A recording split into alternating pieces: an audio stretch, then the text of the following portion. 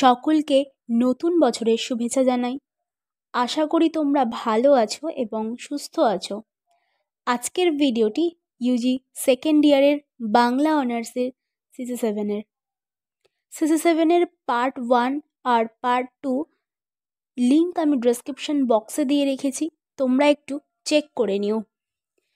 Video শুরু করার আগে তোমাদের জানিয়ে দিই, এনএসইউ সংক্রান্ত সমস্ত অফিসিয়াল আপডেট সঠিক সময়ে পাওয়ার জন্য আমাদের চ্যানেলটিকে অবশ্যই সাবস্ক্রাইব করে পাশে থাকা বেল আইকনে ক্লিক করে দিও, যাতে আমাদের ভিডিও তোমাদের কাছে সবার আগে পৌঁছে যায়।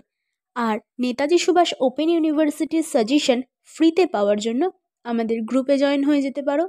গ্রুপ লিঙ্ক আমি ডেসক্রিপশন বক্সে দিয়ে রেখেছি, লিঙ্কে ক্লিক করো আর জয়েন হয়ে যাও আমাদের গ্রুপে। আজকের প্রথম প্রশ্ন, বিজন ভট্টাচার্যের যুগান্তকারী নাটক নবান্ন আলোচনা করো। 2 নম্বর প্রশ্ন, টিকা লেখো কলঙ্ক নাটক।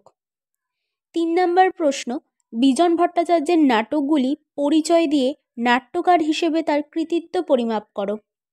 4 নম্বর প্রশ্ন, দুর্ভিক্ষের প্রেক্ষাপটে লেখা বিজন ভট্টাচার্যের দুটি নাটকের পরিচয় দিন। 5 নম্বর প্রশ্ন, নবান্ন নাটকের ঐতিহাসিক পটভূমির পরিচয় দিন। 6 নম্বর কোয়েশ্চেন, বাংলা নাট্য সাহিত্যে তুলসী লাহিড়ীর অবদান আলোচনা করো। 7 নম্বর প্রশ্ন, বাংলা নাটকের জনক মন্মথ রায়ের কৃতিত্ব আলোচনা করো। 8 নম্বর প্রশ্ন, টিকা লেখো বাংলার মাটি।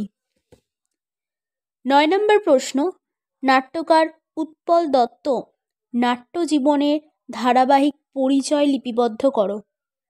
10 নম্বর প্রশ্ন, বাংলা নাট্য সাহিত্যে বাদল সরকারের অবদান আলোচনা করো।